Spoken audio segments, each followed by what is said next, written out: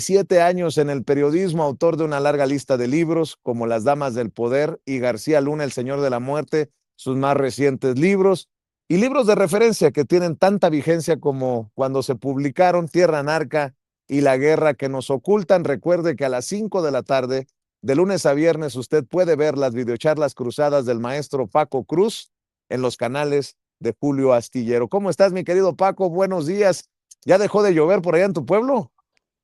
Vicente, tenemos 5 días con lluvia consecutivos, 5 y mucha humedad, pero bueno, aquí estamos, Vicente, va a seguir lloviendo creo que el resto de la semana, pero fíjate, voy a dividir, es que como los fuiste dando los temas, en 2009, 2010, Felipe Calderón prácticamente dobló a la Federación Mexicana de Fútbol para imponer como técnico de la selección nacional a Javier el Vasco Aguirre.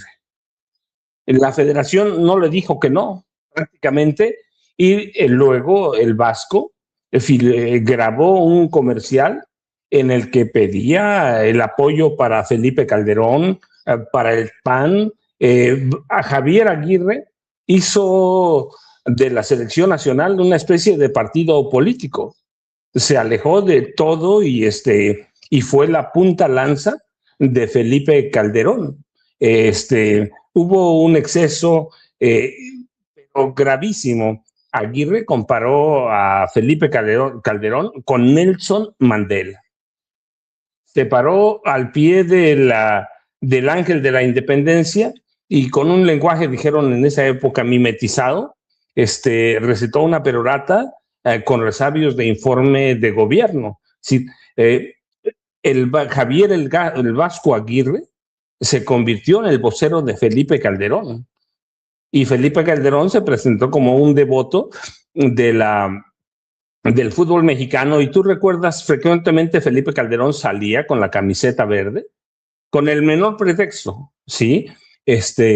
Era la selección mexicana que participaría en el Mundial de Sudáfrica. Así que políticamente Javier Aguirre puso la selección nacional al servicio del presidente Felipe Calderón Hinojosa. Los jugadores sirvieron, ¿lo sabían los jugadores o no? Claro que lo sabían.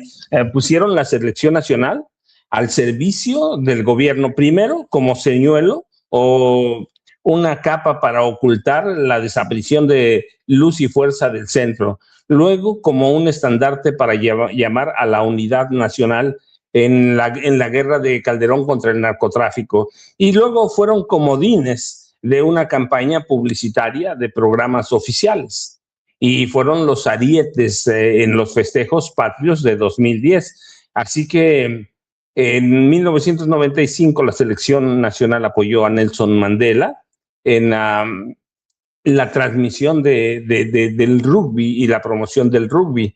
Así que el Vasco Aguirre tiene una larga carrera como un militante no oficial del Partido Acción Nacional. Javier Aguirre es un activista político de la derecha y de la extrema derecha, y usó en su momento la selección nacional para llamar al apoyo a la guerra contra el narcotráfico, que en esa época había dejado por lo menos 40,000, 50,000 muertos. Así que pues ahí tienes, ese es Javier Aguirre, el hombre del que hablabas, el que fue a rendir protesta. Y yo recuerdo que en mayo, en aquel Mundial de Sudáfrica, después de un juego contra Ecuador en Nueva Jersey, Aguirre dijo que para sus futbolistas tuvo el mismo estado de efecto de bienestar haber comido con Calderón y su esposa. Era la preparación al Mundial. Y Margarita Zavala en Los Pinos, que para la selección sudafricana el rugby haber sido apoyada por Mandela en la Copa Mundial de 1995. Así que tienes ahí una biografía mínima de Javier el Vasco Aguirre, este hombre que a partir del próximo jueves a la 1 de la tarde se va a sentar en el banquillo de la selección nacional de fútbol. Fue un hombre impuesto por Felipe Calderón Hinojosa, y en retorno al favorcito pues Calderón fue el más ferviente seguidor de la selección mexicana de fútbol, Vicente. Ese es por un lado. Sé que llegó el maestro Jaime Hernández, ya sé que está por ahí, Vicente. Déjame nada más, vamos a delinear otro tema rapidísimo y también porque lo sacaste a colación, Vicente, en esta perorata de Alejandro Villalbazo, pidiéndole prácticamente al gobierno que reprima a los maestros, no es en vano, ¿eh? No es en vano. En el gobierno de Enrique Peña Nieto, cuando Enrique Peña Nieto como gobernador del Estado de México, ¿sí? Cuando Enrique Peña Nieto era gobernador del Estado de México. En 2006, tú recuerdas, 3 y 4 de mayo se dio la mayor represión a un movimiento social que fue el de los habitantes o la represión a los habitantes de San Salvador Atenco, un municipio del Estado de México pegado a Texcoco o vecino de Texcoco. En aquel operativo participaron 2.500 policías estatales, federales, municipales. Hubo una represión violenta, violación de mujeres, fue grosero. Bueno, en esa época no era Alejandro Villalbazo, sino Jorge Zarza, quien incitaba a la Policía Federal, a la Policía del Estado de México, a reprimir a los habitantes de San Salvador Atenco. Los incitaba, prácticamente les pedía que los golpeara. Y la cuestión es que le hizo caso el gobierno de Enrique Peña Nieto y la represión de San Salvador Atenco, allí la tenemos, Vicente, pero solo porque mencionabas el caso de Alejandro Villalbazo, es una vieja escuela de televisión azteca, llamar a los gobiernos a reprimir, y en los gobiernos del PRI le hacían caso a TV Azteca. Hoy fue Villalbazo, pero antes fue Jorge Zarza, que era uno de sus conductores estrellas, Vicente. Así que para empezar el saquecito, que ya sé que allí está el maestro Jaime Hernández. Buenos días, Vicente. Jaime, buenos días. Saquecito para el zambombazo de Jaime Hernández. Mi querido Jaime Hernández, décadas como corresponsal mexicano en el extranjero, como corresponsal de guerra, fundador y conductor de su espacio en YouTube No Apto para Cínicos. Recuerde que a partir de la 1 de la tarde, ahí en No Apto para Cínicos, lo esperan Jaime, su compañera Hildy y su editorialista Yago Batusay. Mi querido Jaime, ¿cómo estás, Jaimito? Buenos días. Por cierto, qué relajo se armó en los medios tratando de echarse clavados tipo Rommel Pacheco con 3 vueltas hacia adelante, con no sé qué dificultad, para querer echarse para atrás luego de que aquí dimos a conocer lo de la opinión. Yo creo que fuimos los primeros en dar a conocer la nota de Jesús García de la Opinión, que el Departamento de Seguridad Nacional había señalado que no había entregado estos permisos especiales al gobernador de Sonora o al gobernador de Tamaulipas para que entraran con parol a declarar a Estados Unidos. Y muchos echándose maromas de cómo salimos de este desmadre, porque pues de cierta manera, bueno, no de cierta manera, esto echa abajo pues la investigación del LA Times, pero bueno, no sé si te diste cuenta cómo muchos grandes periodistas de México echando maromas para pues tratar de dar esta versión después de que habían despedazado a la presidenta y a los gobernadores por lo publicado por Los Angeles Times. ¿Cómo estás, mi querido Jaimito? Good morning, ladies and gentlemen.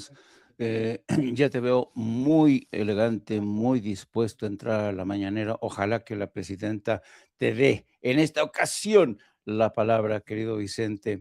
Pues ayer quería para Con... decirle pinche corrupto Azcárraga, pero pues no se pudo, no se pudo, ¿no?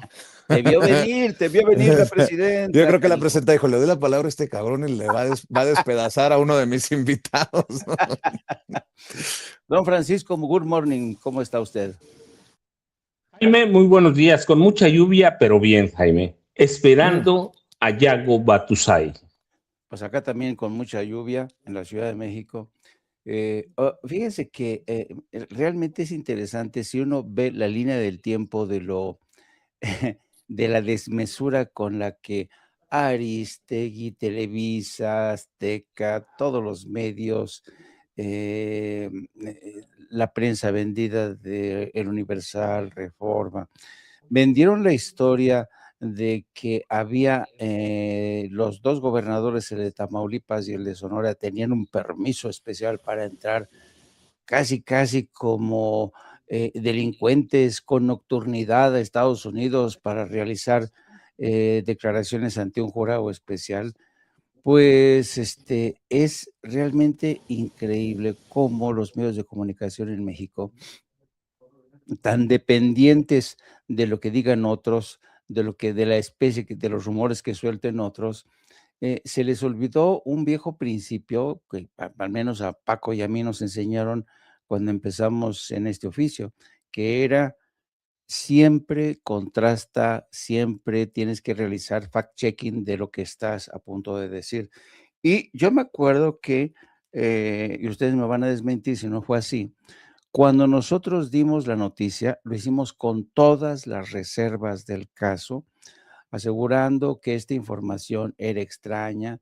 Después incorporamos las declaraciones de Mike Vigil, que tanto en Sin Censura como en Optos Paracínicos mostró sus reservas sobre esta historia difundida por Los Angeles Times y Steve Fisher, que envalentonado dijo, pues yo me mantengo en mi historia, no le quito ni una coma, ni un punto. Yo soy ineludible, soy el reportero non plus ultra que tiene becario, soy becario del Pulitzer, de la organización Pulitzer. Y todo el mundo, no, pues sí, pues tiene razón, tiene que ser. Steve Fisher es, pues, no, es un periodista, un reportero non plus ultra. Y en eso llega el travieso de Jesús García y agarra y le desbarata todo el relato, de la que se engancharon todo mundo con entusiasmo, con peculiar alegría, ¿no? Y ahí platicando ayer precisamente con Jesús García, lamentábamos el hecho de que ahora en día es, cuando el periodismo anda de capa caída en México, no solamente en México, sino también en Estados Unidos, los periodistas han hecho de lado el rigor periodístico para publicar lo que les cae, lo que les cae siempre y cuando favorezca sus intereses, ¿no? Y entonces, pues él dijo que hizo lo que tenía que hacer, requirió al Departamento de Seguridad Interna una confirmación de que estos 2 gobernadores estaban ingresando, con un permiso especial para hacer declaraciones, a lo cual el Departamento de Seguridad respondió que nanay, nanay, que no, es falso. Así es que, como bien dices, Vicente, muy pocos medios, ya sabemos, los medios vendidos, la prensa vendida, hizo mutis, no dijo ni miau, ni guau, ni nada, ¿no? Entonces, pues otra más que se les cae, otra más que se les cae. Y a mí me parece, ¿sabes? Si esto hubiera sido quizá, no sé, hace unos 30 años, hubiera sido un escándalo, porque aunque en la prensa hace 30, 40 años no era lo mejor del mundo, por lo menos se respetaban ciertas reglas, ¿no? Y si mentías, si volabas la nota, híjole, te iba como en feria. Pero ahora no. Ahora volar las notas es parte de la normalidad. Se ha aceptado con una facilidad impresionante, ¿no? Y así es que vamos avanzando y cada vez queda demostrado que hoy en día es más fácil creer una mentira que una verdad. Es evidente que ya mucha gente acepta, como cierta el hecho de que un medio corporativo puede ser Aristegui, puede ser, TV Azteca, puede ser Televisa, Reforma, Universal. Si dicen eso ellos es porque será verdad, si lo dice Carlos Loret de Mola es porque algo habrá de cierto, ¿no? Pero, Oye, pues, es Jaime, dime. oye, Jaime, y ahora como ya se les cayó la nota, entre comillas, se les cayó la nota, pues ahora andan mortificados porque se inundaron por las lluvias las puertas del Estadio Azteca 3 días del Mundial. O si quién estuvo detrás, fíjate, un comentarista, creo que trabaja con López Doria, quién está detrás que hayan vandalizado a TV Azteca. Oye, nada más falta que digan que el gobierno mandó, mandó a estas personas a tumbar este logotipo, este nombre de TV Azteca, pero es como una bola de nieve, ¿no? No, o sea, bueno, se nos cayó esta nota, pues vamos a la que sigue, a ver qué pinche chicle pega con la raza y con la gente y con...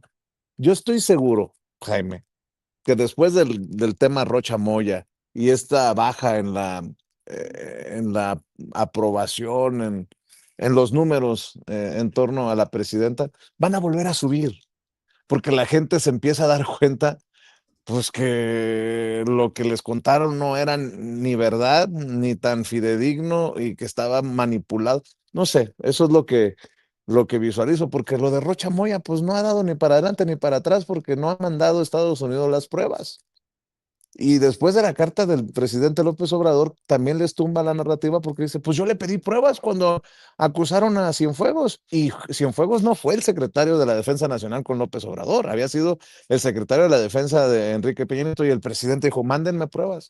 O sea, se han ido desmontando o con figuras políticas o con los que están comprometidos con la verdad, como en el caso de Jesús García del periódico La Opinión, se van desmontando los grandes golpes, ¿no? Bueno, así lo veo, por eso mi pronóstico es que los números de la presidenta van a volver a subir. Sí, pero además hay que tener en cuenta una cosa. Efectivamente, como tú bien dices, ayer la CENTE se puso de acuerdo para bloquear los accesos de las principales cadenas televisivas en México. Estuvieron aquí sobre Avenida Universidad, en Imagen, estuvieron en TV Azteca, estuvieron en Televisa. Yo en principio creí, porque pasé, estaba por la Avenida Universidad, pensé que habían declarado la huelga, pero no me quedé con la duda, entonces fui, ya sabes, los reporteros somos así de chismosos y de curiosos, y no, me percaté que era gente de la CENTE que estaba bloqueando el acceso de Imagen ahí en donde tiene sus programas este canal de televisión, y estaban bloqueando y estaba la policía a una prudente distancia vigilando cómo se estaban comportando los de la CENTE.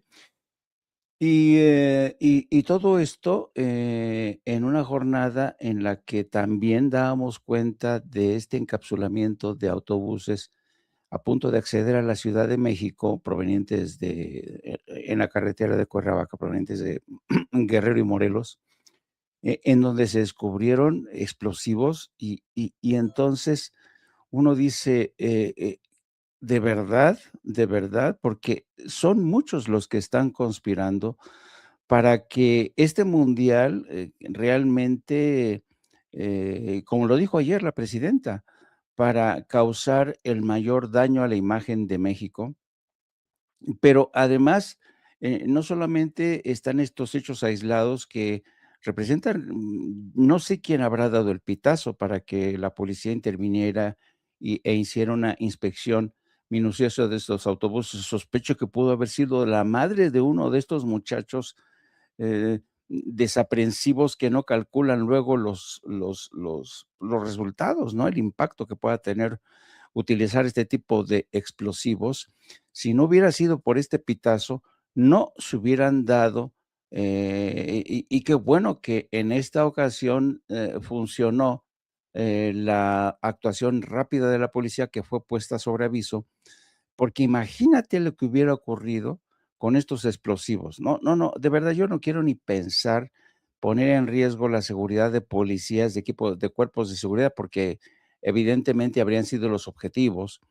Y es lamentable que estén ocurriendo este tipo de cosas. Y lo mismo ocurre con la gente que realmente se han convertido en compañeros de viaje de ciertas fuerzas oscuras que están tratando de afear, tratando de echar a perder, de arruinar el Mundial de Fútbol aquí en México.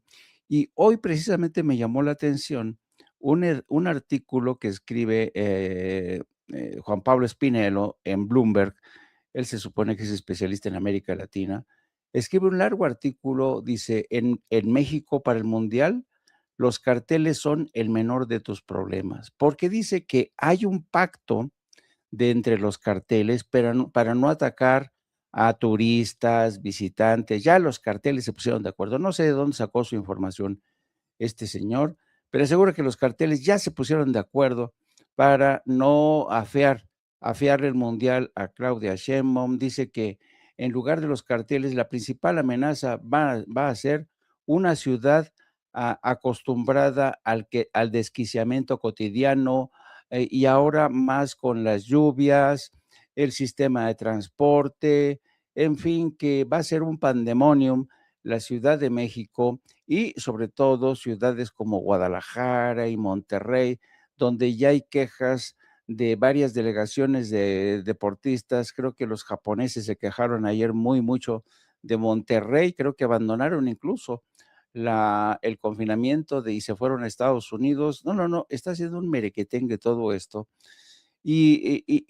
Pues todo mundo intenta por todos los medios posibles afiarle el mundial a México, básicamente decir que México no estaba listo, porque México es un país donde la improvisación está a la orden del día, donde no hay orden, donde todo es un caos. Y realmente, pues, están vendiendo esta historia, medios como Bloomberg, que dicen que los carteles ya se pusieron de acuerdo para no hacer nada, pero aguas con la Ciudad de México, aguas con las fallas de Guadalajara y Monterrey, donde ciertamente, hay que decirlo, hay problemas de, infraestructura, se va la luz, etcétera, etcétera. Así es que yo estoy convencido de que este mundial va a ser una prueba de fuego para los cuerpos de seguridad, de la Ciudad de México, del Estado mexicano, para, tratar de evitar al máximo que haya, incidentes que lamentar, donde se pierdan vidas, donde se transmita la imagen de caos, pero dicho esto, quien ya está transmitiendo imágenes de caos, de discriminación, de violencia dirigida, es en Estados Unidos, donde las, selecciones de todo el mundo, sobre todo las del tercer mundo, como dicen ellos, están pasándola realmente mal. Han detenido a un jugador iraquí que es uno de los mejores durante 7 horas en un interrogatorio. Ya vimos que a la selección iraní no la dejaron, no le permitieron, no les autorizaron todos los visados, no le permitieron permanecer, pernoctar en Estados Unidos, tuvieron que irse a Tijuana. Hay protestas por todos lados en estos momentos. Ayer mismo abuchearon de forma vergonzosa a Donald Trump en un partido de básquetbol en Nueva York. Los neoyorquinos lo odian, no lo soportan. Hay que tener en cuenta que a pesar de que él diga que en Nueva York lo quiere la gente, en las elecciones del 2024 Donald Trump sacó un 17% de respaldo, para que se den cuenta. Entonces, Estados Unidos es quizá el país donde se está generando mayor caos. Las expectativas en términos de asistencia, reservas de hoteles no se están cumpliendo. Este hombre que ha convertido al mundo, a todo el mundo en su enemigo, es abucheado por la multitud ayer en Nueva York y luego encima se durmió. El pobrecito ya está abueleando, está gaga, completamente gaga. Así es que va a ser un mundial, yo creo, y ayer lo denunciaba uno de los principales directivos de equipo, va a ser quizá uno de los peores mundiales por lo que toca a Estados Unidos. Y ese es mi saque, señores. Bueno, A ver cómo responden. a ver, a ver, a ver. Estaba viendo, por ejemplo, una entrevista de Roy Campos, con las reservas de dónde la vi y de las declaraciones del propio encuestador, ¿no? De Mitofsky, pero dice, el PRI ganó las diputaciones locales en Coahuila, pero no es un adelanto de lo que pasará en 2027, lo que sí está vendiendo Alito Moreno, ¿no? Oiga, hagan alianza conmigo, dice a Movimiento Ciudadano y al PAN. Nosotros sí somos chingones. Bueno, ya hasta se envalentonó el gobernador de Durango, porque ya decían, no, pues Durango va a ser de Morena, y se envalentonó. Y creo que tenemos ahí las declaraciones del gobernador de Durango, Esteban Villegas, dizque del PRI, pero siempre pues ha estado muy eh, respetuoso del gobierno del presidente López Obrador, ahora de la presidenta Claudia Sheinbaum, y Esteban Villegas, como ya es conocido, pues brincando de acuerdo a como convenga, chapulineando, pues dice Esteban Villegas, sí se les puede ganar. A ver, échelo, Ceci, para escucharlo, porfa. Pues yo estoy bien contento. Esteban Villegas, Para el próximo año Ya puede decir, ahora sí puedo hablar, ya votaron los que tenían que votar. El próximo año hay elecciones. Yo estoy bien contento porque, miren, ya se veía venir el carro completo porque primero Coahuila nunca ha perdido. El PRI nunca ha perdido en Coahuila.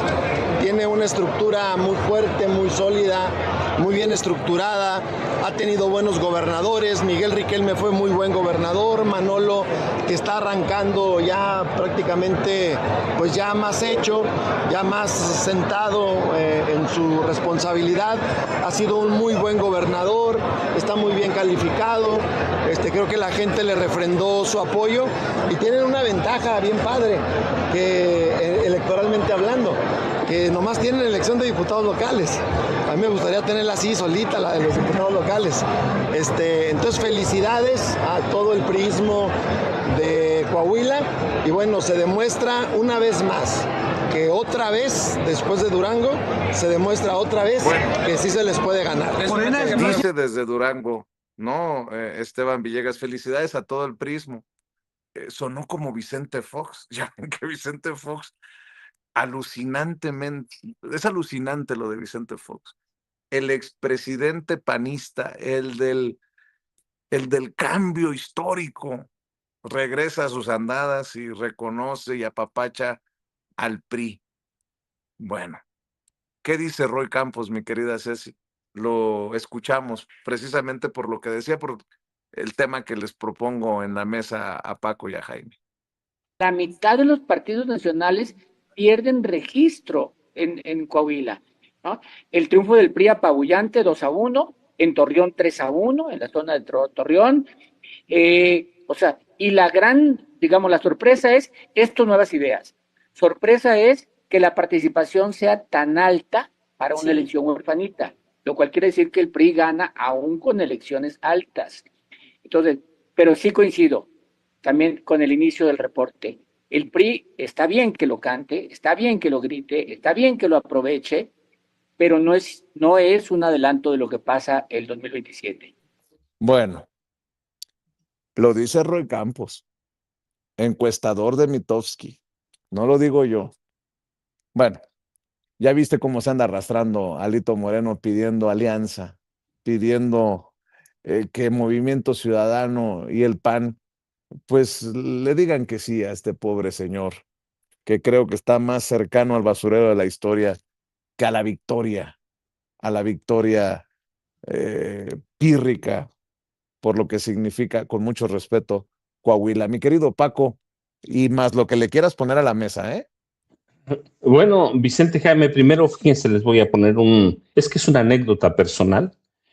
Cuando fui a trabajar a Acapulco, ya trabajé 4 años y medio en Acapulco, fue conmigo un joven estudiante de Ayotzinapa.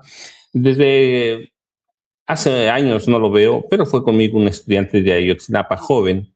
Y uno de estos artefactos que vimos, 59, más pequeños todavía, más pequeños, en una de esas protestas que hacían entonces, bueno, la siguen haciendo ahora, le voló prácticamente toda la mano. Toda la mano. Trabajó conmigo, quería ser reportero de deportes, así que lo llevé conmigo primero a hacer prácticas y después como aspirante reportero de deportes, y uno de estos artefactos más pequeño que estos, que no son para hacer caricias, le arrancó la mano. Le arrancó la mano. Los médicos le lograron salvar solo 2 dedos. Sí, le lograron salvar solo 2 dedos, pero bueno, luego lo perdí, yo me pensioné, me jubilé y los perdí de vista, pero esa es la lección de este tipo de artefactos explosivos que llevan los estudiantes o algunos maestros o algunos de esas personas conocidas como el bloque negro. No llevan artefactos caseros. Vamos a evitar la otra palabra para evitar que no nos vayan a castigar la monetización, pero este tipo de artefactos no los llevan para hacer caricias, los llevan para agredir. Para agredir, y cuando digo agredir significa sinónimo de aniquilar, de desaparecer.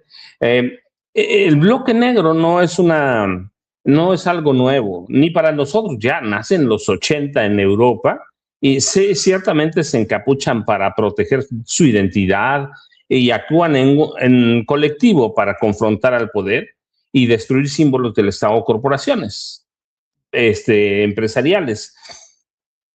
Hasta ahí todo está bien, pues si destruyen propiedad, finalmente la renuevas. No está bien, no estoy justificando, pero quiero decir, están atacando propiedad, que ese es el motivo de sus protestas, dañar infraestructura, usando mazos, martillos, pero eventualmente en este país, las acciones del bloque negro que han infiltrado, y ahí sí yo responsabilizo a los maestros de la CENTE, porque los infiltran y ellos le permiten a estos bloques negros, algunos supongo que son maestros, les permiten que escalen el nivel de confrontación utilizando explosivos que son ¿para qué? Para aniquilar a personas, para aniquilarlas, para desaparecerlas. Los hemos visto con los maestros, los hemos visto en protestas o marchas feministas, en conmemoraciones históricas. Recuerdan una protesta allá en el Zócalo, llevaban de todo prácticamente, y su objetivo en esta nueva concepción o la concepción mexicana del bloque negro es atacar a policías que no vayan armados. Es atacar a policías de los cuerpos antimotines con la intención de aniquilar. Y la presidenta tiene un punto bien. ¿Qué buscan estas protestas ahora? Buscan que haya represión para eventualmente los periódicos, que son prácticamente todos los de la vieja guardia o la prensa corporativa, digan, igualita que Gustavo Díaz Ordaz en el 68. Pretenden crearle esa imagen a la presidenta Claudia Sheinbaum Pardo, que reprima un movimiento como este para que la pongan al nivel de Gustavo Díaz Ordaz. Y a la policía mexicana al nivel de los granaderos de aquella época, ustedes la recuerdan. Era una policía paramilitar que aniquilaba, golpeaba, desaparecía. Todo eso era el grupo de granaderos de la policía de la Ciudad de México. Así que estos artefactos caseros 59 eran. No los llevaban quienes los iban a llevar para hacer caricias a la policía de la Ciudad de México, que son los que contienen estas manifestaciones. No los llevaban para hacer una marcha pacífica, los llevaban, hay que decirlo, para aniquilar. Y esto tiene una potencia, digo, porque es experiencia personal, porque lo viví. Ese joven de Ayotzinapa, una mano completa perdió, y los médicos le lograron rescatar solo 2 dedos, se los reconstruyeron.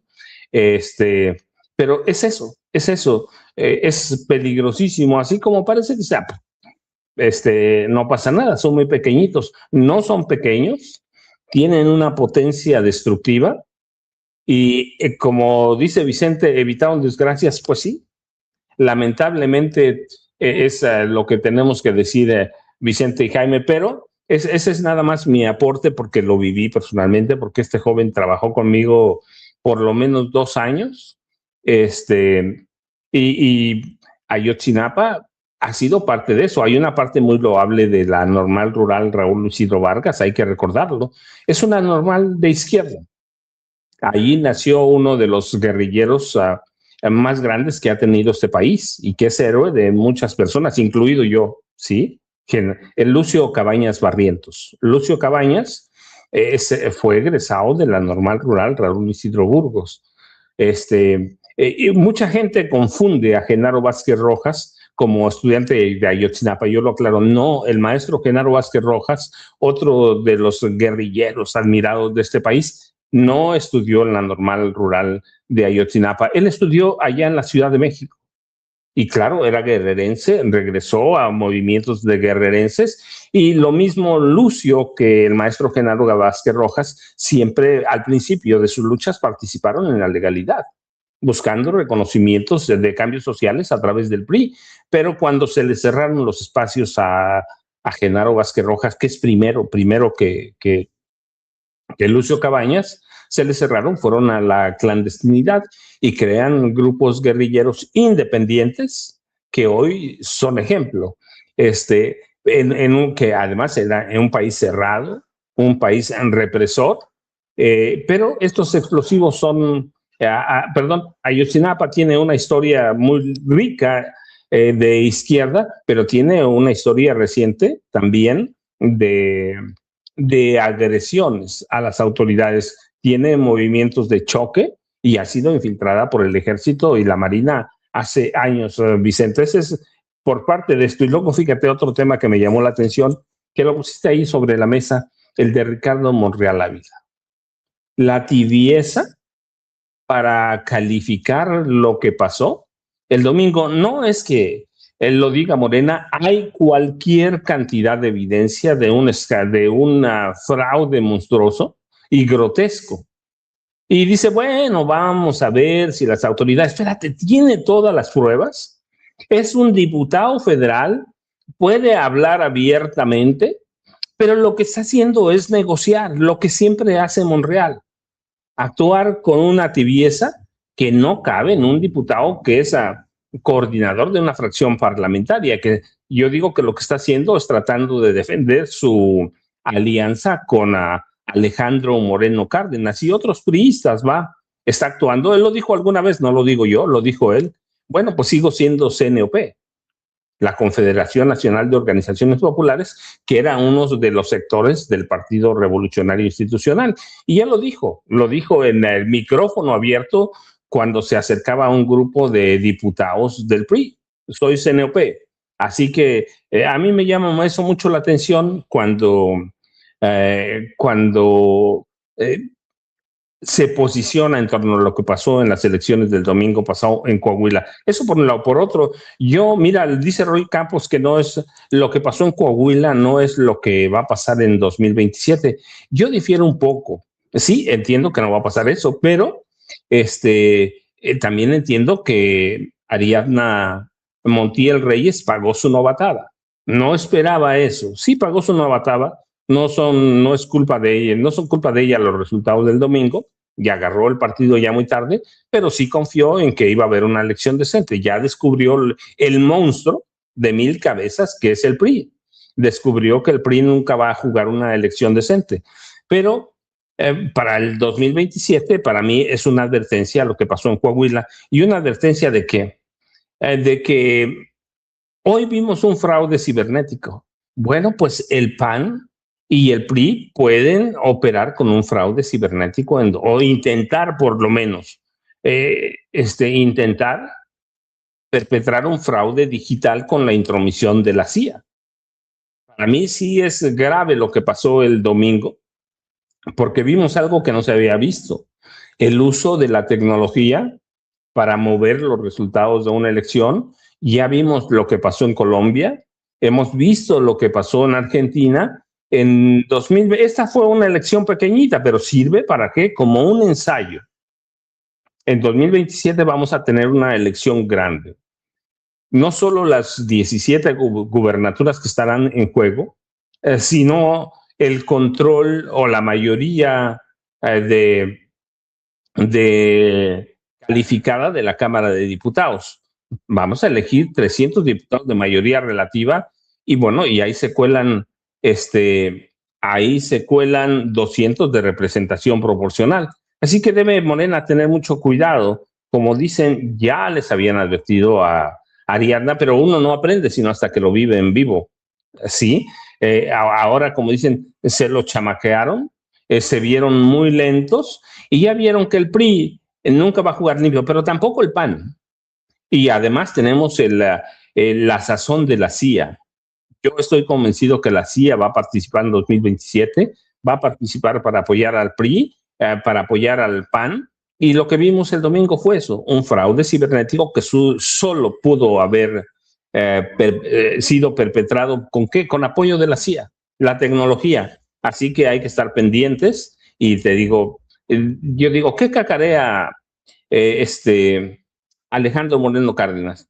Pues no podría cacarear nada porque sí ganó, pero ya era de ellos Coahuila.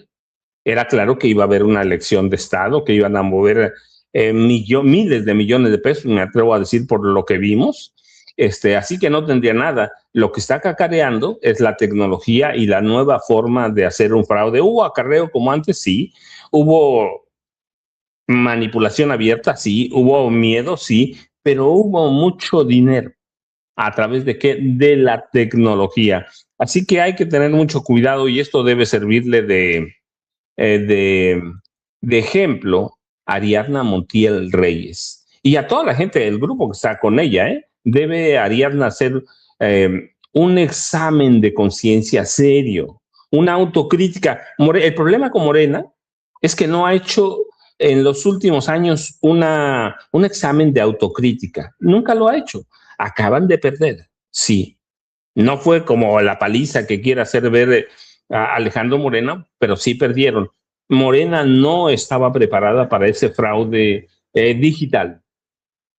Para nada, pensaron que iban a llegar a comer enchiladas, que la gente iba a votar. Yo así lo veo y así lo vi. Después, cuando se percataron de que era un grotesco fraude digital, empezaron a movilizarse. Pero la verdad es que Morena llegó muy tranquilo, llegaron a sentarse, a ver cómo estaba, mover a sus candidatos, y esto era otra elección que además nos deja otra lección. El PAN sí pierde. En algún momento, en Coahuila, el PAN llegó a aspirar a controlar la gubernatura. En algún momento lo llegó a aspirar. ¿Qué pasó? Bueno, pues que tenemos a 3 dirigentes panistas ladrones inmediatos, ¿sí? Los 2 antecesores de Jorge Romero Herrera son mafiosos y se olvidaron del partido. No lo digo yo tampoco, lo dijo Felipe Calderón, lo dijo Margarita Zavala. Tenían una mafia, tienen, encabezada hoy por Jorge Romero Herrera, así que se olvidaron de trabajar. ¿Y cuál es el resultado? No tuvieron el 3% de la votación en Coahuila. Y eso se puede replicar en los otros estados. No tuvieron el 3%. Lo mandaron como al 4º o 5º lugar, pero también es un aviso para Movimiento Ciudadano que ahora de pronto anda muy crecida, ¿no? Empezaron como el PRD. Empezaron como el PRD a perder el registro en diferentes estados y mira. Exactamente. ¿Dónde está el PRD? Pero yo, fíjate lo que digo, esta debacle de la PAN no empezó ahora con Jorge Romero Herrera, empezó con Ricardo Anaya y luego siguió con Marco Cortés y ahora sigue el declive en Coahuila. En algún momento, el PAN tuvo presencia legislativa muy fuerte en Coahuila. Se aproximó a una mayoría absoluta, por ejemplo, las elecciones que me acuerdo ahora de memoria. En 2017 ganó el PAN 9 de los 16 distritos. Era mayoría simple. Sí, pero estaba cerca de mayoría calificada. Hoy el PAN está muerto. Y eso no habla la vieja prensa. El Comité Ejecutivo Nacional Panista representa una ruptura desde la dirigencia de Ricardo Anaya Cortés y de Marco Cortés Mendoza. Hay una ruptura con la población. Bueno, lo hemos visto, ni siquiera el regalo o el anuncio de que les van a dar un iPhone 17 Pro Max con toda la tecnología de último minuto, ¿no? Así que hay que tener eso. Y luego hay que seguir de cerca lo que hizo Manolo Jiménez. Sacó dinero del presupuesto, pero abiertamente. Así que nos deja una lección a todos, pero en especial, yo digo, debe ser primero Ariadna Montiel Reyes. En este país no hay decencia en el PRI ni en el PAN. Hoy se la chamaquearon, hoy pagó su novatada, pero yo espero y confío, porque ha hecho buen trabajo, por lo menos hasta ahora, en que para 2027 va a ser otra cosa. La otra elección es para el PAN. Perdió su registro y dices tú bien, Vicente, va camino a ser el PRD. Y la otra elección es para Movimiento Ciudadano, que andaba así como muy crecido, ¿no? También perdió el registro local en Coahuila, Vicente y Jaime. Segundo, ¿cómo se dice? Segundo round. Segundo set. A Ahí ver, está el saque, maestro Jaime Hernández. dos comunicados, mi querido Jaime. La American Society, la de Larry Rubin, ya circuló un comunicado, ya se posiciona luego de las declaraciones de la presidenta y lo que se ha dicho públicamente de la cena de los traidores o la cena de la traición, como le quieran llamar. Le voy a pedir a Ceci que me ayude con este comunicado de la American Society. Lo voy leyendo, me alcanza Ceci y nos puede a lo mejor también compartir algunas de las fotografías de estos personajes. Mi querido Jaime dice, la American Society of Mexico reafirma su vocación de diálogo, pluralidad y cooperación binacional. Ante las referencias públicas realizadas en torno a la cena de gala organizada por American Society of Mexico con motivo del 250 aniversario de la independencia de los Estados Unidos, consideramos oportuno precisar algunos aspectos sobre nuestra naturaleza institucional y nuestra misión. 1.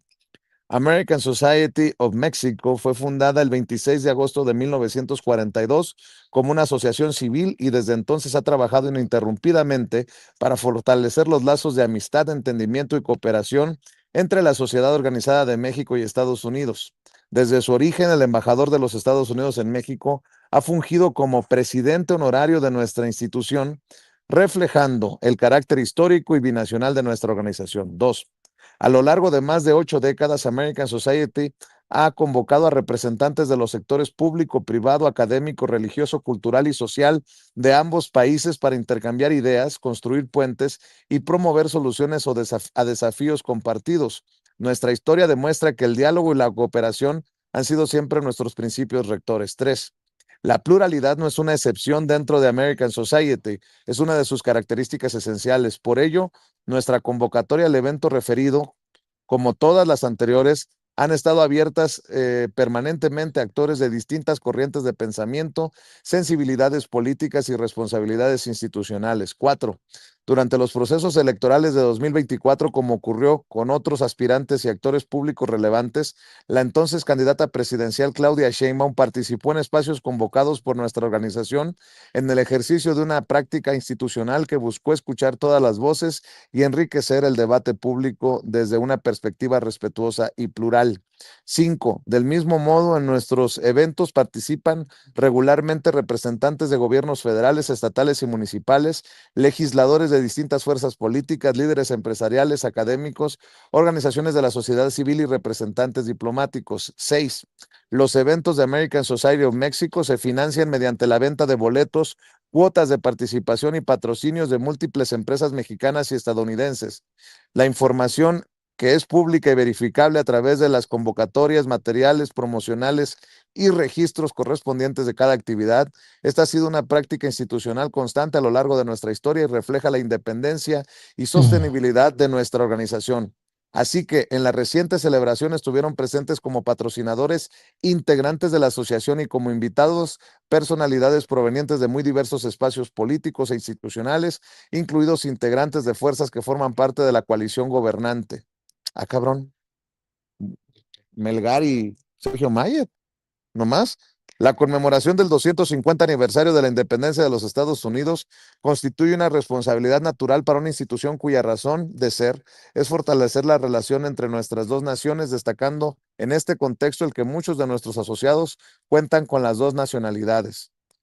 Como ha ocurrido en aniversarios anteriores y en múltiples celebraciones binacionales a lo largo de nuestra historia, y como comentó públicamente la presidenta de la República, se convocó a la propia jefa del Estado mexicano y a su gabinete, así como a todas las corrientes políticas del país, actores relevantes de la vida política, de la vida pública, económica y social, es decir, fue una amplia convocatoria a celebrar los valores de libertad, cooperación, amistad y prosperidad compartida que unen a nuestros países. American Society of Mexico reitera que no es una organización partidista ni participa en actividades electorales. Nuestra misión es y seguirá siendo servir como puente entre mexicanos y estadounidenses, promoviendo el entendimiento mutuo, la cooperación institucional y la búsqueda de soluciones compartidas a los retos que enfrentan nuestras sociedades. México y Estados Unidos son vecinos, socios y amigos. Fortalecer esa relación ha sido nuestra tarea durante más de 80 años y seguirá siendo nuestro compromiso en los años por venir. Firman en la American Society of Mexico. Eso por un lado, que me parece pues un comunicado muy, pues muy hipócrita, ¿para qué más que la verdad? Y por otro lado, el anuncio que hacen desde la Secretaría de Relaciones Exteriores y del Departamento de Estado de Estados Unidos, una llamada telefónica entre el secretario de Relaciones Exteriores de México, Roberto Velasco, y el secretario de Estado de Estados Unidos, Marco Rubio. Dice, el secretario Roberto Velasco sostuvo este lunes una cordial y respetuosa llamada de trabajo con el secretario de Estado, Marco Rubio, con quien dialogó sobre la relación entre México y Estados Unidos. En la conversación telefónica, ambos funcionarios refrendaron su interés por mantener la buena cooperación en temas prioritarios de la agenda bilateral, incluyendo seguridad, migración y comercio. A esto se suma lo que escribió el embajador Ronald Johnson, hablando precisamente de esto. Dice, la cooperación entre los Estados Unidos y México no solo es una buena política pública, es sentido común que nuestras dos naciones colaboren en materia de seguridad, migración, comercio y otras prioridades compartidas. Somos vecinos y socios. Cuando una de nuestras naciones se ve amenazada, la otra siente el impacto. Cuando una prospera, prosperamos juntos. Por eso la cooperación en nuestras prioridades compartidas sigue siendo tan importante para la seguridad, la prosperidad y el bienestar de nuestras dos naciones. Bueno, todo suena muy bonito, pero la realidad es que desde el Departamento de Estado de Estados Unidos dicen que Marco Rubio le ha planteado a Roberto Velasco acelerar acciones decisivas para desmantelar a carteles en México y que hablaron sobre la colaboración para detener el flujo de inmigrantes ilegales y frenar el tráfico de fentanilo. Ah, cabrón. Pues entonces en el Departamento de Estado no le están dando tarjetas informativas correctas a Marco Rubio, porque si no se enterarían del desmantelamiento de laboratorios, del arresto de personas, de la baja en los homicidios dolosos, y aún así confirma lo que le estoy diciendo, lo que hemos dicho. Nunca va a ser suficiente, no tienen llenadera, nunca va a ser suficiente, y siempre este tono de soberbia, pues continuará. Mi querido Jaime, discúlpame por haberme tomado este tiempo, pero son dos de los anuncios, dos de los comunicados que también nos deben de ocupar, creo yo, esta mañana. Así es, y a esto se suma, porque claro, dice The American Society que ellos que ellos no tienen nada que ver. Pero lo cierto es que también hay, pues ayer la periodista Laura Sánchez Ley denunció en Maciosare que American Society estaba cobrando 200,000 pesos la mesa para 11 personas y además garantizaban tener un encuentro en privado con el embajador. Claro, el embajador no llegó al final, pero para que veas cuál era esta intención de utilizar esta cena con fines no tan, digamos, inocuos, por decirlo de alguna manera. Evidentemente estaban la American Society y sobre todo también porque ahí metió mano el señor Ricardo Salinas Pliego y estaban cobrando sin tener contacto y encuentro privado con el embajador 100,000 pesotes que incluían poner la marca de la empresa que pusiera esa cantidad, que es muy barato poner tazas o cualquier cosa, el emblema de la empresa. Cobertura para 11 personas por 100,000 pesotes, pero 200,000, es decir, 100,000 extras más, para asegurar un encuentro en privado con el embajador. Ahí está, eso es clave, mira. Yo había dicho que yo que quise nomás por chismoso, preguntar cuánto cobraban, como entre 9,700, 10,000 pesos por boleto. Dije, no, ni madres, no voy. Por más que quiera ir a tomarle fotos a todos estos pinches traidores, pues es un dineral. Pero eso de cobrar por reunirse con el embajador, eso es lo que suena a calabaza.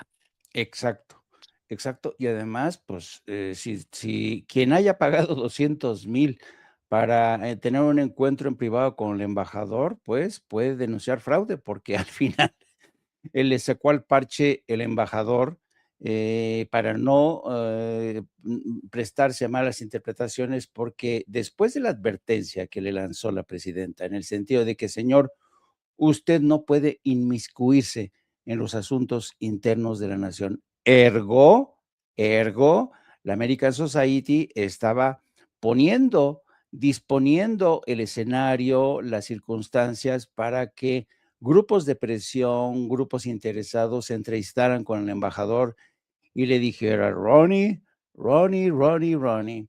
Ahora, déjenme detenerme en estas fotografías, porque de verdad que vale mucho la pena estas fotografías.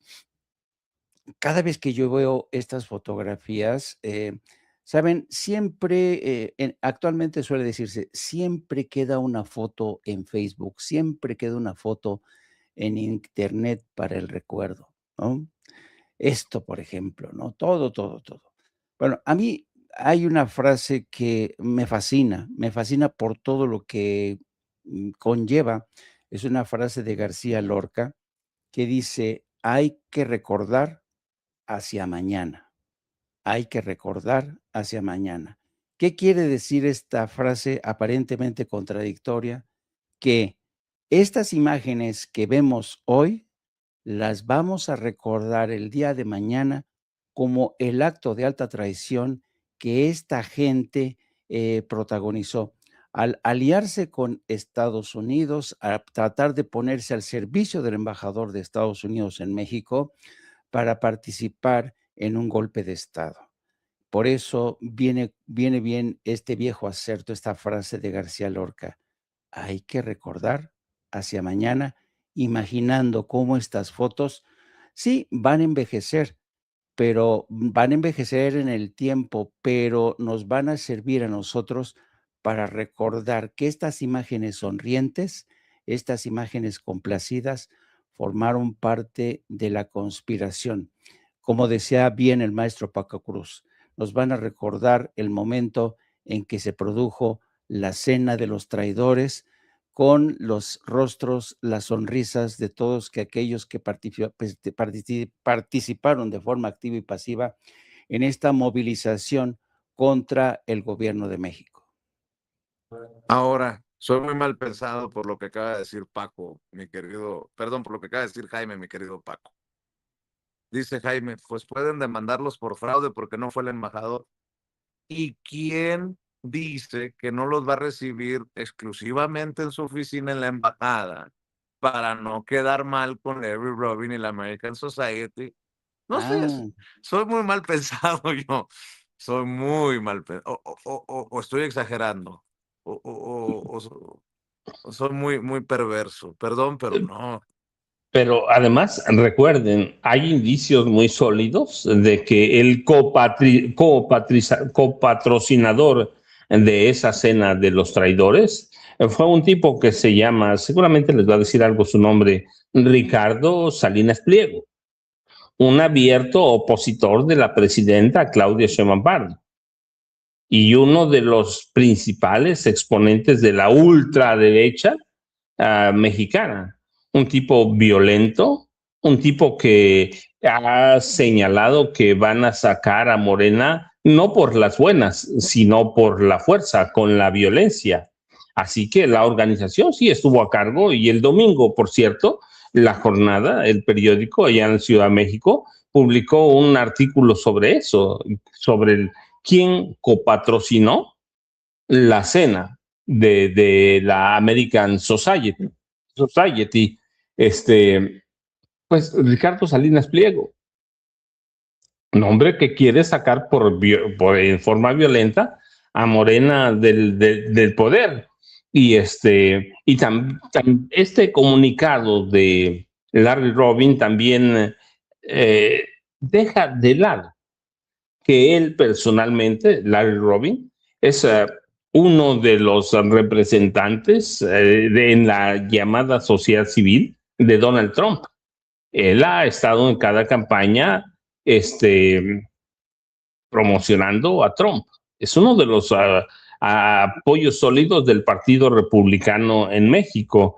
Así que eso de que sea una organización apartidista, hombre, es una organización del Partido Republicano en estos momentos pro Trump, y la cena patrocinada o copatrocinada por Ricardo Salinas Pliego. Por eso vimos ahí muy sonriente aquí a Kenia López Rabadán, a Jorge Romero Herrera, a Alejandro Moreno Cárdenas, a toda la oposición. O sea, fue una cena para la oposición, y yo digo que es una cena copatrocinada por la CIA abiertamente. Ya hay que empezar a hablar de ellos. Ricardo Anaya, Lili Telles, sí, Vicente. Oye, Paco, y vaya que si le dolió a Larry Robin lo que dijo la presidenta aquí ayer, a planteamiento, por cierto, de Manuel Pedrero, porque sacó otro mensaje diferente al comunicado con una foto de él con la presidenta Claudia Sheinbaum Pardo, para que veas que sí dolió, para que veas que sí tuvo eco lo dicho aquí en la mañanera, y toda la campaña que dicen está armada en redes sociales. No, las redes sociales tienen vida propia y se expresan. Dice Larry Robin: valoramos el diálogo y la colaboración que hemos construido con la presidenta Claudia Sheinbaum y su gabinete, que invitados a nuestra cena de gala no pudieron asistir. Entendemos que en este momento las agendas son complicadas. Desde hace 83 años, la American Society de México ha sido una organización apartidista y sin fines de lucro, dedicada a construir puentes de entendimiento, cooperación y amistad entre ambas naciones. Ese compromiso permanece inalterable y seguirá guiando nuestro trabajo en beneficio de México, Estados Unidos y de la relación que une a nuestros pueblos. Y ahí sí firma Larry Robin, que sube esa fotografía en donde aparece en un evento de la American Society con la presidenta Claudia Sheinbaum Pardo. Sí dolió, mi querido Paco, sí dolió, mi querido Jaime. Bueno, tan es así que por eso anda hasta respondiéndome a mí Sergio Mayer, porque obviamente no quieren quedarse con eso en la frente, ¿no? De traidores, mi querido Paco. Vicente, Jaime, esa es la cena de la vergüenza. Yo te decía, ¿por qué la presidenta no fue? Lo que oculta a Larry Robin es que fue copatrocinada por Ricardo Salinas Pliego. O sea, era la invitación a la presidenta Claudia Sheinbaum Pardo para tenderle una trampa. Para los funcionarios de su gobierno era tender una trampa. Sergio Mayer fue porque, bueno, pues ya sabemos que era un traidor. No ahora, lo dijimos, lo hemos dicho por años, puedo decir. Y lo otro que te decía, aunque parezca partidista, no, es una agrupación que hoy, en estos momentos, rinde cuentas al Partido Republicano. De hecho, hace unos años, Larry Robin intentó ser congresista por el Partido Republicano en Texas. Así que no tuvo nada de apartidista esa cena, sobre todo cuando están los dineros de Ricardo Salinas Pliego. Imagínense a la presidenta yendo a la cena y al otro día que saliera con el logo de Grupo Salinas. Habría sido una vergüenza. O cualquier funcionario de la presidenta Claudia Sheinbaum Pardo. Era tenderle una celada, Jaime, era tender una celada al gobierno federal, a quien fuera del gobierno federal. Los otros los vemos ahí conviviendo, sonriendo además, pues porque pertenecen a esa parte oscura, no oscura que ahora, porque ahora es muy abierta, de la oposición que exige la intervención armada de Estados Unidos y que prácticamente le ha abierto los brazos a la CIA. Hay que ver la defensa que hicieron de Manu Campos, Jaime. Así que esa debe ser recordada como la cena de la vergüenza, Jaime Hernández. Sí, efectivamente coincido con ello. Yo creo que, ¿por qué será que México parece entrampado en este bucle en el que siempre a lo largo de su historia, desde la presidencia de Benito Juárez, desde el momento en que estalló la guerra entre México y Estados Unidos, siempre ha habido un grupúsculo dispuesto a traicionar a México, dispuesto a entregar territorio, dispuesto a ponerse de tapete ante potencias extranjeras. ¿Por qué será? ¿Por qué será? Algunos dicen que es el síndrome de la Malinche, llámese como se llame, lo cierto es que hay gente dispuesta a traicionar la tierra que les vio nacer, ¿no? ¿Y sabes por qué lo hacen? Porque el norte los deslumbra, lo artificial los deslumbra, los hechiza, ¿no? Cuando realmente lo verdaderamente valioso que tenemos en México está en nuestras profundas raíces, y eso lo ha dicho una y otra vez, lo dijo Andrés Manuel, lo dijo la presidenta Claudia Sheinbaum, haya que aprender a valorar nuestras culturas, porque eran diversas las culturas, distintos los idiomas, distintas, los mayas, una cultura prodigiosa, pero esta actitud tan condescendiente, tan racista, tan excluyente, primero de los españoles y ahora de los estadounidenses hacia México y todo lo que es México, una nación que por cortesía de Trump y antes que él otros han dicho que los mexicanos son corruptos, drogadictos, enfermos mentales, violadores de mujeres, de niñas, asesinos, lo peor, la escoria, ¿no?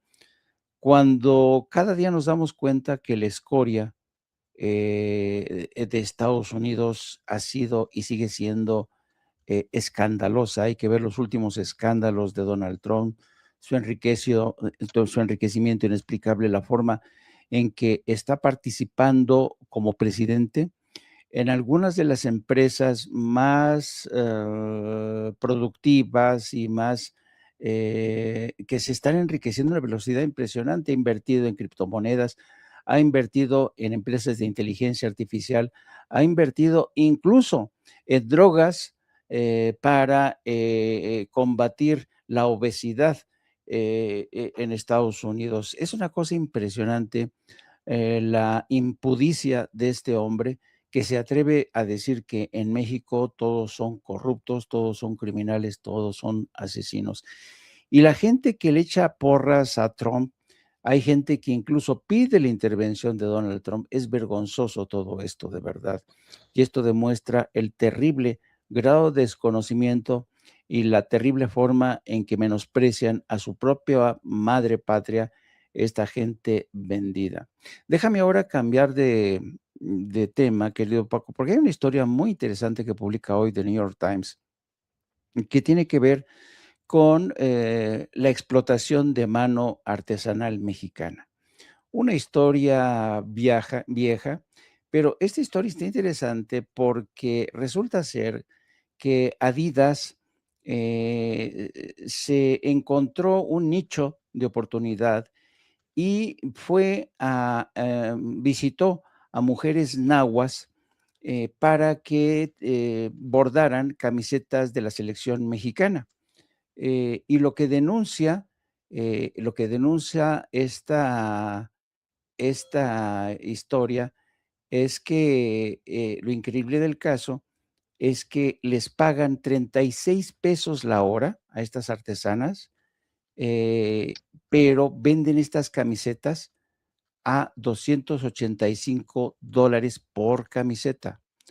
Es increíble cómo nuevamente Adidas y estas empresas vuelven a explotar.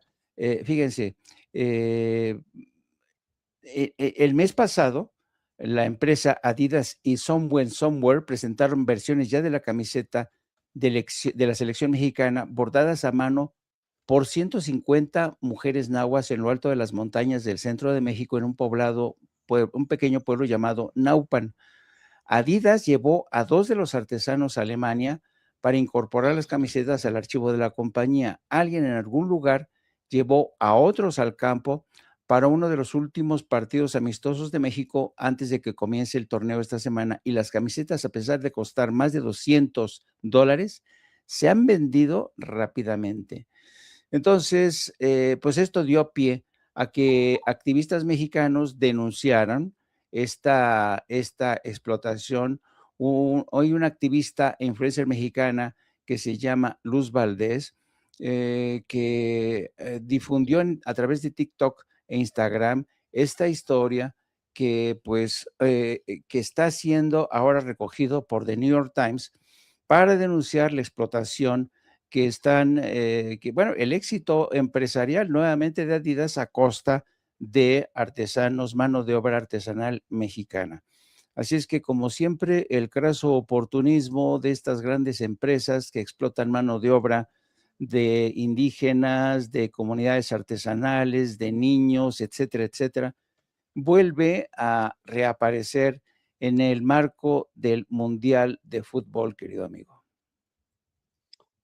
Sí, la verdad es que esa es bien buena historia, Jaime. Es bien buena historia porque aquí, recuerdas, hace unos meses, tú en tu programa también, yo en las videocharlas cruzadas, dimos a conocer cómo grandes diseñadores explotan o se sirven de las comunidades originarias mexicanas y sus diseños los hacen comerciales sin ninguna regalía, sin ningún convenio. En esas semanas de las modas, por lo menos desde hace 10 años, hay denuncias de que estas empresas se aprovechan del trabajo del trabajo de las poblaciones mexicanas originarias. Así que para mí estos son de trabajo que es un robo, ¿cómo se llama? Un robo silencioso a los pueblos originarios mexicanos, Jaime. Tú dijiste bien, en 36 pesos la hora, pero hay quienes les pagan 25 pesos. Nada, y eso, por un artículo, y ellos los venden en 4,000, 5,000 pesos en la moneda nacional. Así que, primero, estas comunidades indígenas y colectivos sí han alzado la voz, pero cada que pueden las grandes empresas como Adidas, como Nike, lo que hacen es eso, es aprovechar los diseños para robar o explotar a las comunidades indígenas mexicanas, Jaime. Así que para mí el plagio de diseños textiles es muy común. Vienen y luego los ves en Europa o los ves en Estados Unidos. Hay, por lo menos yo que recuerde, hay más de una década de plagios de diseños de los pueblos originarios, pero ahora también habla no solo de eso, sino de la mano de obra. Así que es un problema grave, Jaime, que hay, y que hay que prestarle atención, por lo menos, por ejemplo, hasta 2019 se habían registrado 39 casos de robo de marcas y robo de diseños de las poblaciones originarias mexicanas, Jaime. Sí, y es recurrente este tipo de estafas.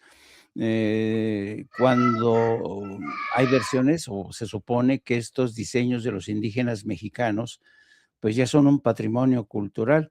A ver qué dice la presidenta sobre este escándalo, porque este gobierno, precisamente el de Claudia Sheinbaum, se ha preocupado y mucho por proteger a las comunidades, a los pueblos originarios. Y claro, en el contexto de un mundial que se escenifica en México, al menos de forma parcial, pues hay que ponerle a la lupa sobre este tipo de historias porque siempre suelen venir aquellos que deciden explotar la mano de obra artesanal en México con estas camisetas de Adidas que les pagan a los artesanos 36 pesos la hora y las venden hasta entre 200 y 285 pesos. Ya vemos a Vicente otra vez. Don Vicente, ¿cómo estás? Aquí ya listo, ya instalado en primera fila, mi querido Jaime, mi querido Paco. al interior de Salón Tesorería en Palacio Nacional, esperando a la presidenta Claudia Sheinbaum Pardo para esta mañanera del pueblo de martes.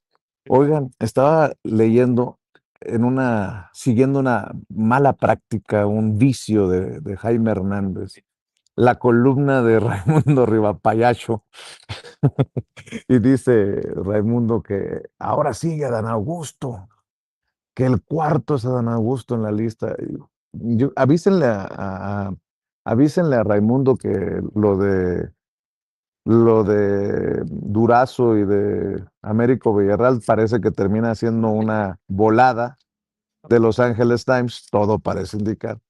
Pero bueno, ahí vienen ¿cómo le vamos a poner a la película? Ahí viene el lobo. Híjole, siguen con esta narrativa y con este periodismo de ficción. Oye, por cierto, veo que en Televisa están analizando la posibilidad de que la extrema derecha sí esté en campaña contra la presidenta Claudia Sheinbaum Pardo. Pero primero, Ceci, lo que dice de Ricardo Salinas Pliego, Denise Merker, por favor, no sea malita. Si nos ayudas, Ceci.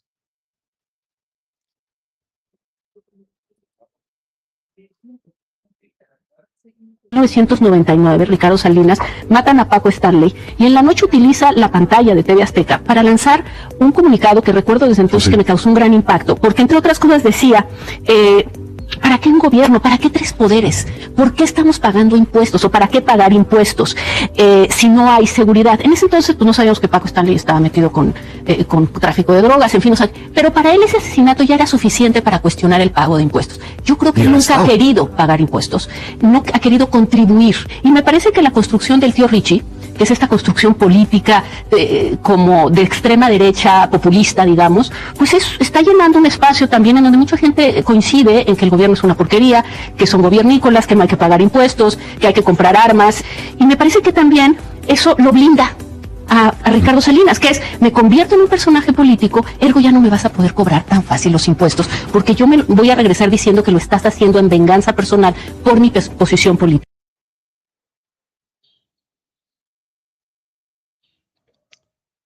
Pues nada más eso, es que siempre ha sido una cuestión política, Jaime y Vicente. Vicente se congeló, recuerden, está ya dentro de la mañanera en la Salón Tesorería de Palacio Nacional, pero la cuestión con Salinas, aquí lo hemos dicho, siempre fue un tema político. La compra de lo que hoy es Televisión Azteca con dinero del narco de Raúl Salinas de Gortari fue un tema político, Jaime. Nada. Entonces, como dicen en mi pueblo, Salinas de Gortari y Raúl no da un paso sin guarache. Así que siempre fue un tema político, Vicente. Sí, lo que me llama la atención es que ya estén en Televisa dispuestos a hablar del personaje de la televisora de enfrente, porque vendrá una reacción de la televisora de enfrente también contra los de Televisa. Me quiero imaginar. Y si en Televisa ya están analizando la estrategia de la ultraderecha, ¿se van a atrever a mencionar con nombre y apellido a Ricardo Salinas Pliego y a su séquito de mascotitas? Yo creo que son muy interesantes los tiempos, porque por mucho tiempo hemos criticado, Paco, Jaime, que no se tocan ni con el pétalo de una rosa, ¿no? Sí, y hay que ver, por ejemplo, hoy en el Heraldo se publica la historia de un documental nuevo que ha producido Juan Carlos Uribe, y en este documental se revela que Paco Stanley habría recibido del narco 4 millones de dólares que nunca devolvió. ¿Para Así es, lavarlos o para qué? se supone Alcalde que de Juárez, por cierto, Jaime. exactamente, se supone que Paco Stanley les lavaba ese dinero, pero nunca los regresó. Entonces, para que veas de todo esto, cómo poco a poco comienza a esclarecerse. La historia aparece en un momento interesante, como tú dices, cuando de repente todo la porquería, el pasado de TV Azteca, su forma en que intervino, robó el Canal 40, la forma en que Raúl Salinas le dio dinero para comprar TV Azteca al narcoempresario, el señor Ricardo Salinas Pliego, pues que como que comiencen a retratarlo de cuerpo entero como quien no quiere la cosa. Ojalá que nótese mi sarcasmo, los grandes periodistas de México empiecen a retratar a estos personajes que me apuras tantito y le andarán compitiendo la candidatura presidencial en el 2030 a Alito Moreno, ¿no? Y mira quién lo Esa digo, va a ser la pelea. Alito Moreno contra Ricardo Benjamín Salinas Pliego. No, bueno, ya está cantadita, ¿no? Alito Moreno se va a doblar. El del dinero el patrón es el que manda. Pues sí. Así que yo lo veo así, no sé cómo lo ves tú, Jaime, y cómo lo ves, Vicente. No, va a ser interesante cómo a partir de ahora Alito Moreno se va a convertir en esta suerte de marchante o comerciante que va a decir, se aceptan alianzas con el PAN, con Movimiento Ciudadano, después de nuestra victoria en Coahuila. Se acepta cascajo de Morena como Sergio Mayer. Ándale. Así va a andar Alito. O del verde como Melgar. Ándale. Oigan, yo nada más para regresarle las cámaras y los micrófonos y que nos ayuden con la información de la videocharla cruzada y de No Apto para Cínicos. Estemos al pendiente con esta denuncia que hace Laura Sánchez Ley, porque yo insisto, no quiero pecar de mal pensado, pero si a los que pagaron 200,000 pesos por la mesa, con la promesa de reunión con el embajador de Estados Unidos en México, Ronald Johnson, pues no se van a quedar de brazos cruzados y decir, pues nos canceló el embajador. Buscarán reunirse con el embajador y la pregunta del millón es, ¿para qué? ¿Qué intereses le van a exponer? ¿Cuál es la visión que le van a contar a Ronald Johnson? Ahí se las dejo, mi querido Jaime, mi querido Paco, a solo minutos de que llegue la presidenta Claudia Sheinbaum Pardo a encabezar la mañanera del pueblo. Sí, Vicente, aquí lo seguimos y nos vemos al rato terminando la mañanera. Pero Jaime, esta cena de Larry Robin me recordó que tú conoces bien las cenas que organiza Trump en Estados Unidos. Son para recaudar fondos y se quedan con esa la nota, ¿no? Con esa la nota que va a sus cuentas privadas, mucha de ella hoy se descubrió precisamente que el presidente Trump está desviando gran parte de los recursos obtenidos de forma ilícita, porque siendo presidente no puedes beneficiarte de haciendo negocios como sí los está haciendo Donald Trump. Está desviando gran parte de los recursos mal habidos a una cuenta en Qatar para que nadie supervise este fenómeno de enriquecimiento inexplicable, sin precedentes en la historia de Estados Unidos. Ya he dicho que se ha aliado hasta con los laboratorios Lilly, con este nuevo medicamento que sirve para combatir en principio la diabetes, pero hay quien toma este medicamento para adelgazar, cuando no es para adelgazar, es para combatir la diabetes, y claro, uno de los efectos es que pierdes peso. Y pues dice, no, pues aquí voy a sacar grandes ganancias, está invirtiendo en inteligencia artificial, sus hijos se están beneficiando de la construcción de drones. No, es una cosa escandalosa. Jaime, ¿te acuerdas que en la pandemia de la COVID recomendaba tomar cloro? La verdad es esa, sí. Donald Trump recomendaba tomar cloro para combatir eso, para limpiar, sí, claro.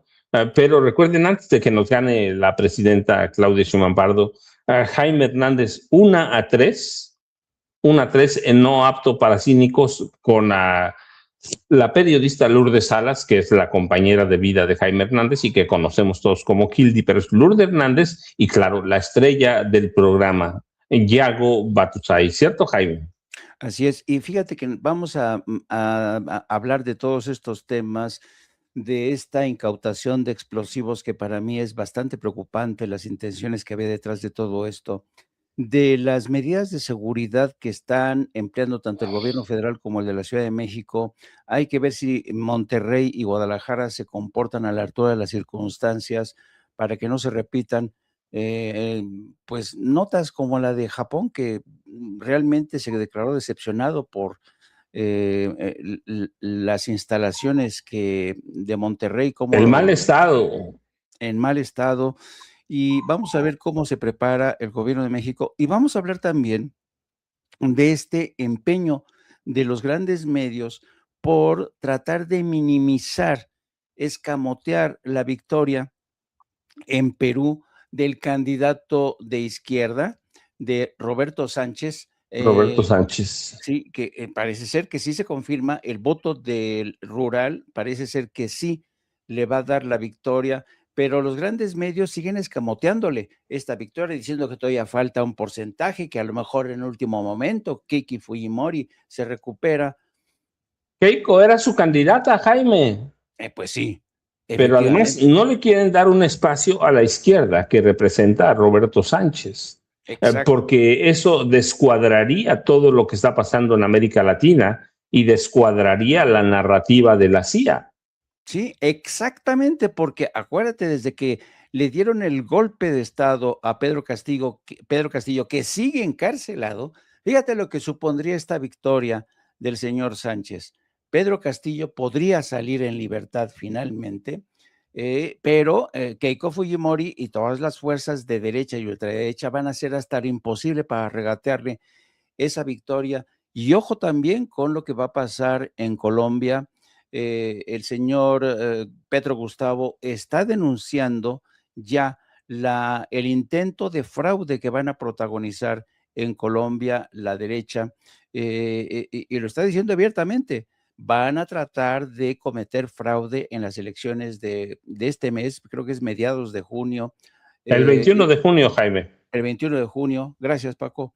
Y yo creo que hay que estar poniendo atención. Si gana la izquierda en Perú y si gana la izquierda en Colombia, hermano, no te lo digo, va a ser un golpe contra los designios de Washington y estos esbirros que pululan por doquier, incluido en México.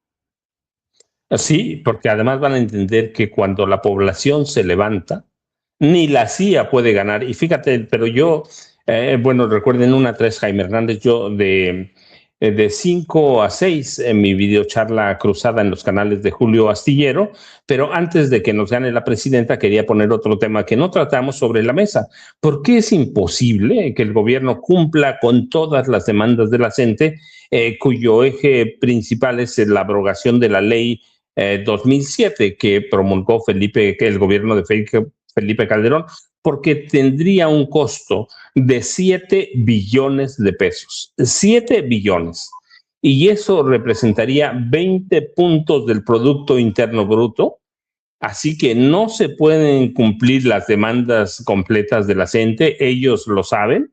Y yo digo, no fue López Obrador, no fue la presidenta Claudia Sheinbaum Pardo, fueron primero Felipe Calderón y luego Enrique Peña Nieto, quienes aprobaron estas leyes de castigo a los maestros para intentar entregarle el sector educativo básico, secundaria y primaria, a Claudio X González. No lo pudieron lograr, pero los maestros entonces no protestaron eso que están protestando ahora, cuando debieron hacerlo, Jaime.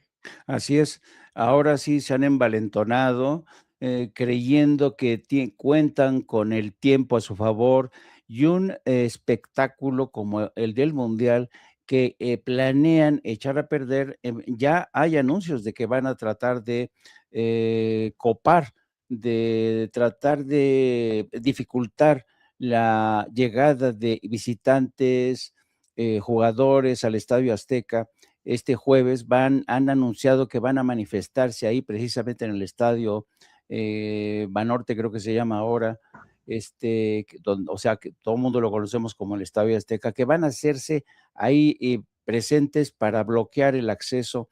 Va a ser una batalla campal eso.